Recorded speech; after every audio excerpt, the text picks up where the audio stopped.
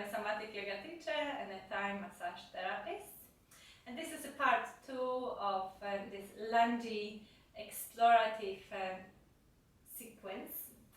Today I'm going to show you how you can communicate between the lower and the upper part of the body. So there will be this communication between the pelvis and the spine and the shoulders. So let's begin in a kneeling position. And from here, you can shift the weight a couple of times between the one lower leg and the other lower leg. Pay attention to how you're giving the weight now through that lower leg. So it might be that all of your weight is now in the kneecaps, which is going to be slightly too much for the kneecaps, isn't it? So if you could think of using the entire lower leg as if it was one big foot, that's going to be more helpful. And then as you eventually shifted the weight to one leg, that makes it possible for you to lift the knee of the other leg. Connect to your lower belly, which is your source of balance. To slide that front of the foot to make a step forward, or maybe lift the foot off the ground to make a step forward. And you begin in that short stance, in the short lunge. You could make that tiny movement, slight pulsation with the hips, so that your hips and your front of the thigh could get used to it. And then take your props, so it could be blocks, it could be even some furniture you have, some lower kind of stools, and place your hands there without really leaning with all the weight onto your wrist. So it's just for an extra support. And let's begin creating a movement which combines, which engages both the pelvis and the spine.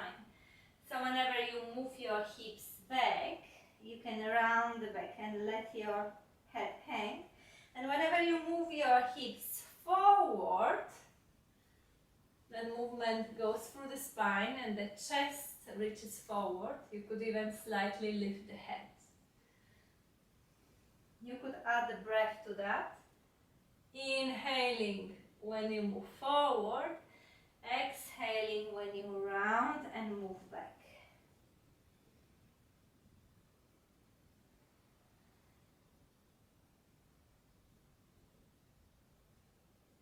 So this movement flows. It's like a wave moving from the hips through the whole spine, ending with the neck.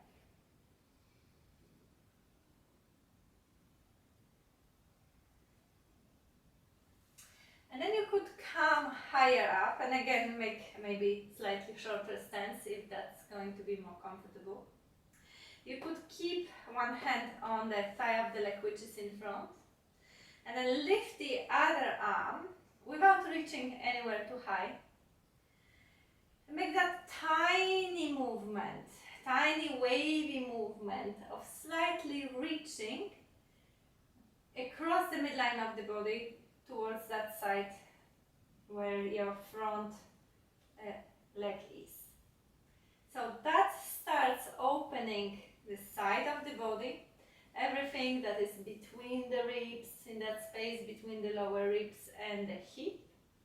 But also you might feel it a little bit in front, in the groin, in the front of the thigh.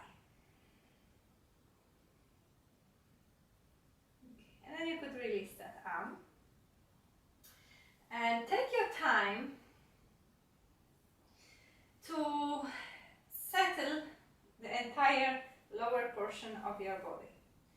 So imagine that everything that is below your waist is super heavy, and it's sinking very evenly through that front foot and through your entire lower leg, not just any, entire lower leg.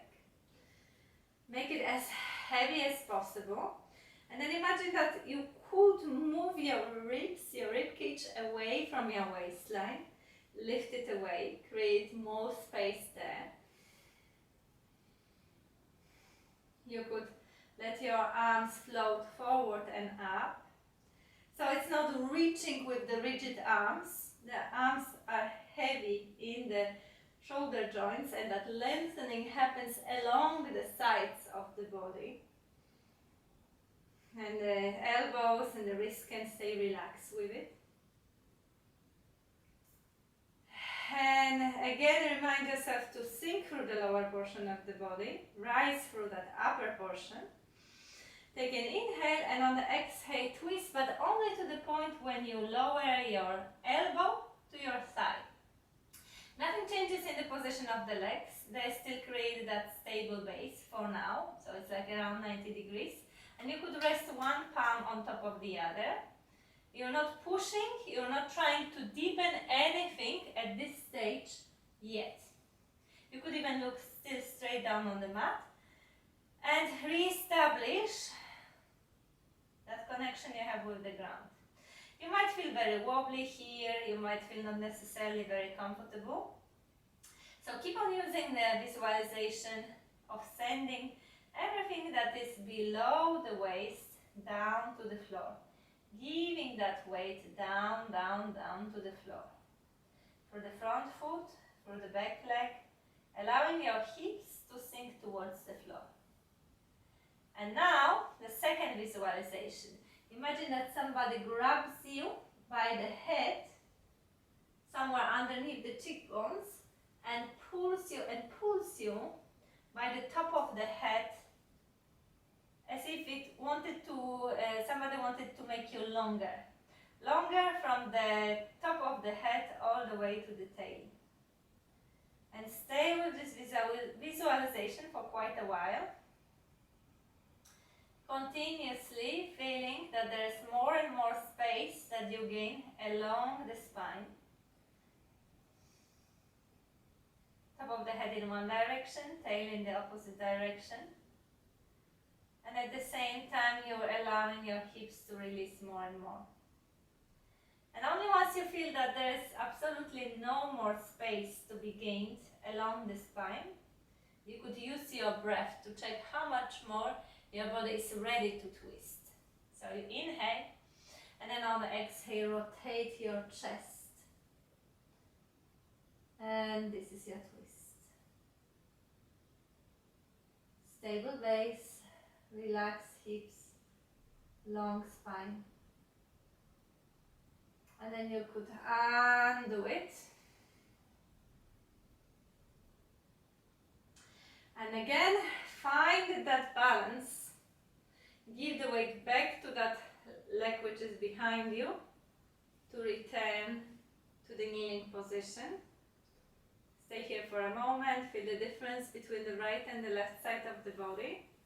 And you could give yourself a break, sitting back towards the heels, and maybe coming down onto your forearms. Maybe you want to let your body weight shift from one side to the other.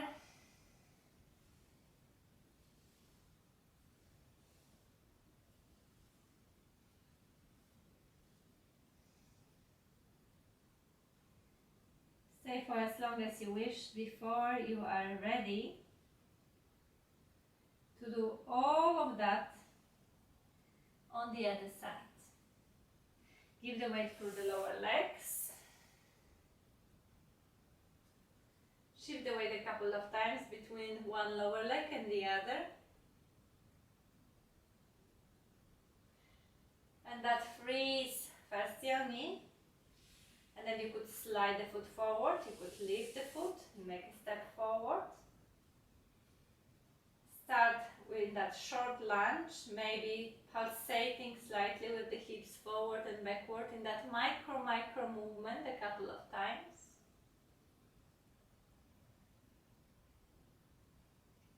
And then add the wave of the spine. You could use your props, letting your hips move forward, and then the spine joins in, the chest moves forward. This the hips towards the hips. Inhale to let your hips drop first, and then spine moves in a wave all the way to the neck. Exhale, round the back and the hips reach towards the heel. One wave of the movement. Try not to rely too much on the hands, but more on that shift of the weight between the front leg and the back leg.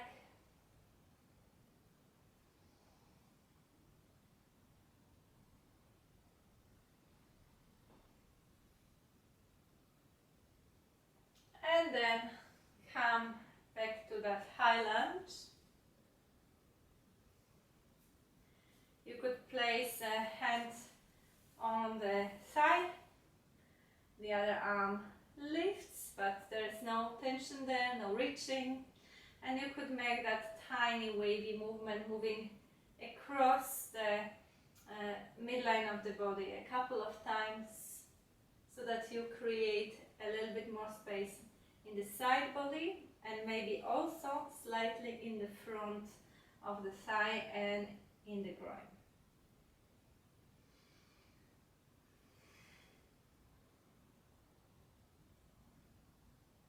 And you can lower the arm and start with that visualization, sinking everything below the waistline, becoming heavier and heavier. Sink through the front foot, sink through the whole lower leg behind you.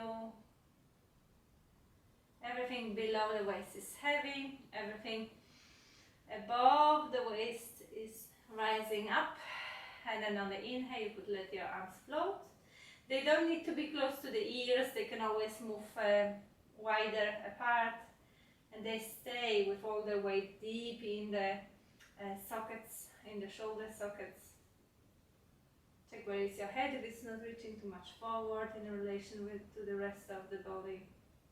And you could stay here forever as far as the arms go, just because they're not tensing, they're just using that structure to support you.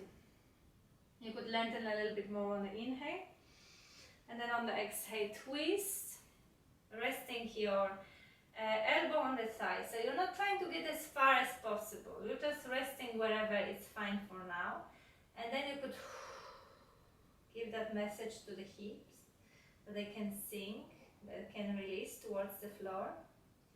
You have that full support from your legs. Sometimes it's even nicer to keep them slightly wider apart, just so that you really feel that nice support there. Hold both legs, everything below the waist is heavy.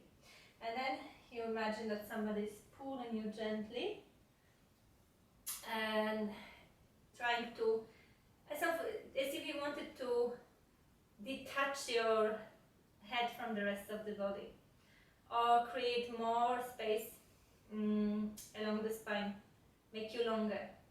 So the top of the head moves in one direction and the tail moves in the other direction. And you keep on going with that visualization. It creates some shifts, some little shifts and adjustments in the body. All three of these things. And then take an inhale. And as you exhale, check how much more space there can be in the chest, without pushing, without using your arms for leverage. It comes from the middle of you. And then you can return. And find that weight in the back leg to step back. You could sit back.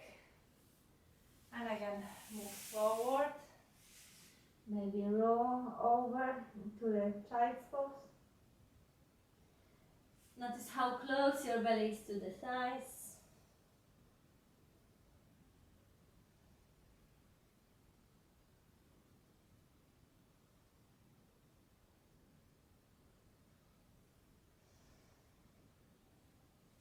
And just to release the hips a little bit, you could come back to all fours and do a couple of hip circles.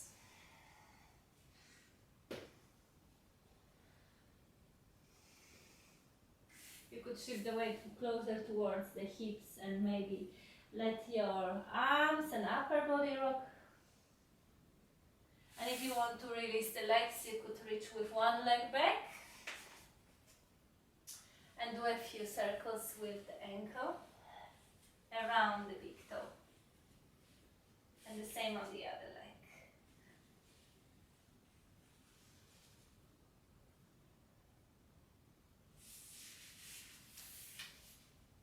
And that's it. I hope you enjoyed. Don't forget to check the part 1 and other videos in my channel. See you soon.